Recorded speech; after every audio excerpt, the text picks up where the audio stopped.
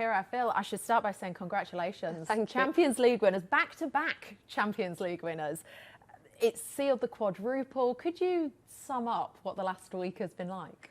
Yeah, I think crazy, fair to say. I think obviously for it to be against Lyon, and there's obviously a bit of history between the two clubs, I think it made it a little bit more special for us. But to do it back to back and to win the quadruple, I think for the first time in the club's history was massive. And yeah, absolutely over the moon with the results we've had recently. I remember when you went to the club, you said you wanted to go there to win the Champions League. Now you've achieved that twice. Has it sort of massively surpassed your expectations playing out there? Yeah, definitely. I think that was the reason why I went, was to try and win it, but to then do it back to back in my 2 seasons I was there, I think I never thought that would happen. So yeah, it's kind of a pinch me moment, and I think just the way the girls play and how they are as people is massive for me as well. And yeah, I've just loved being a part of this team for the last 2 years. I saw on your socials as well, you posted a picture. Leah was there, Yeah. Alex Green was there, Jill Scott was there, Yeah. like your friends were there. What does it mean to have that support from those girls?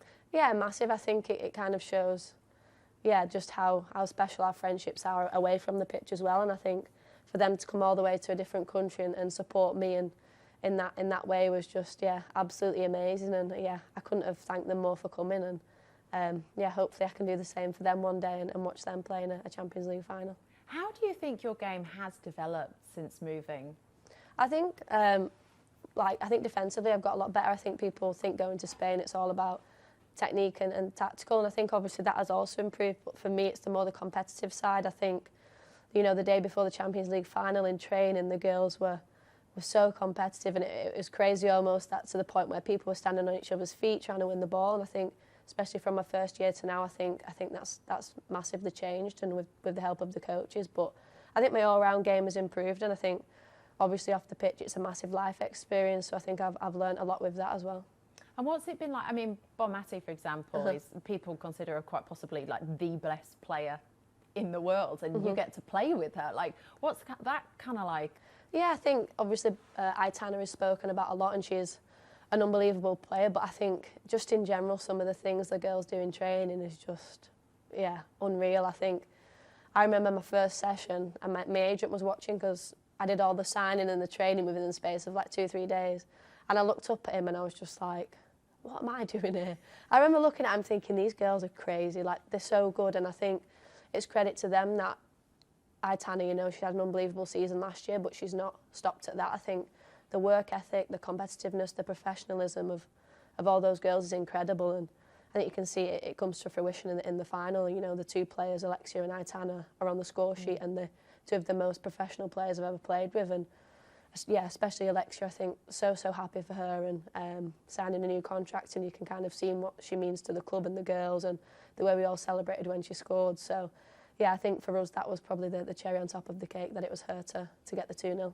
I mean, if you just cast your mind back, you made your England debut 2017. 7 years later, you've won a European Championship. You've made the final of a World Cup. Yeah. How much has life changed for you? I think at the start of my career, if he was going to tell me that I'd win a Euros, I'd get to a World Cup final, win 2 Champions League, I'm not sure I'd believe you, to be honest. I was just a girl from Rochdale who loved playing football. I would never have thought those things would happen. But I think for me, it's always just about on the pitch. I love playing football, and that's what I get to do every day. I think all the other stuff for me, it doesn't really matter so much. I think I just enjoy the game so much, so that's what I focus on. And I actually get really shy with all the other stuff, and I don't like it so much. But I think it's part of our job now is to keep promoting the game and hopefully get more young girls and boys playing football. And I think that's something that we really take pride in as part of the Lionesses. I'm going to quote Georgia Stanway here. Oh, God. She said about me now. No, she said, if there's a problem on the pitch, Keira Walsh is the one who can figure it out. No pressure.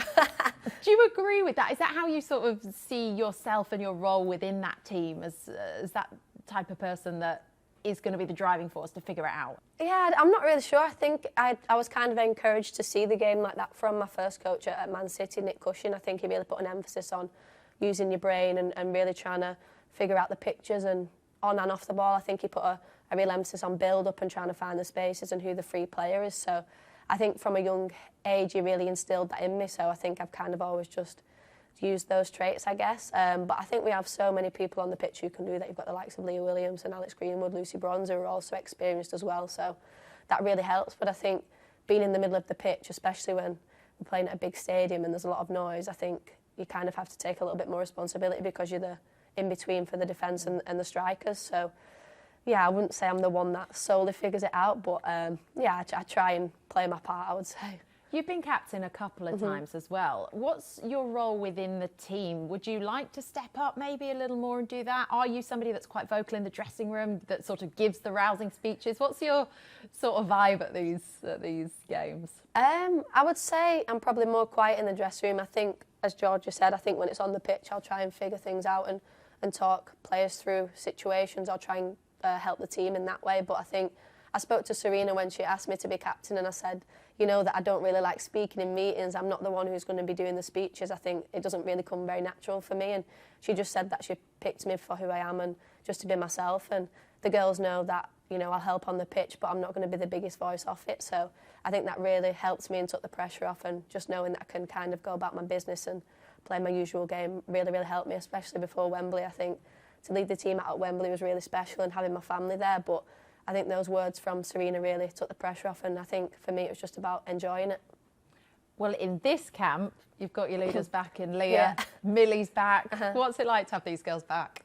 Yeah, massive. I think you can see the impact they have on the team. I think the difference they both make, and the experience and the calmness that they bring to the team is massive. I think Millie did a fantastic job at the World Cup in Leah's absence in leading the team, and it wasn't an easy job. There was a lot of change of formation, people in and out, and I think she did a really good job in steadying the ship at times. And I think now Leah's back, I think you can see the composure she brings to the back line, especially in the way she plays out, and the way that the girls look to her to lead is massive. But yeah, to have them two back, it takes the pressure off me to do a little bit of the talking, it's fair to say. But yeah, I think in general we have a lot of players who lead the team in different ways, and it's not always about talking, it's in performance and how hard the girls work. So yeah, I like to think that we're a team full of leaders and people who can really do that for us. Look, you've had a convincing win against Ireland. What do you take from that ahead of this camp and these games against France?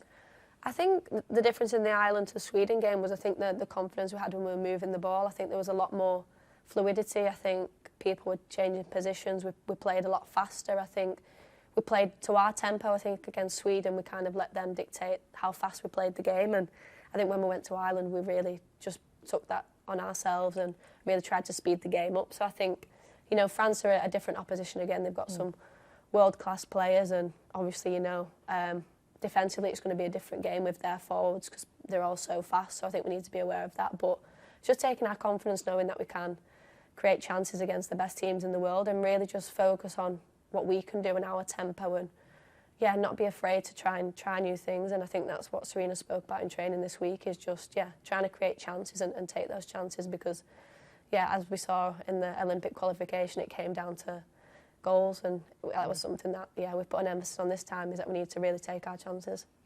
And for the fans coming to watch this, I mean, this is the world number 2 against world number 3. This is a real top quality, top competitive game of football, isn't it? Yeah, definitely.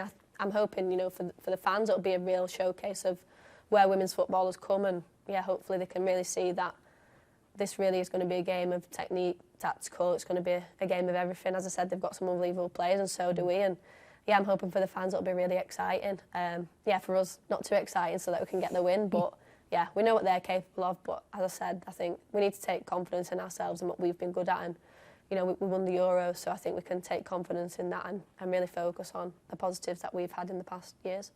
One final question. What more would you like to achieve with this England team?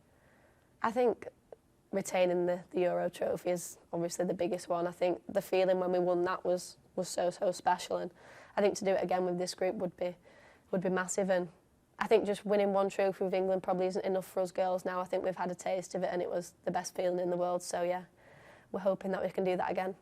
We hope so too. Keira, thank you so much. That was brilliant. Thank you so much for your time. I really appreciate it. Thank you.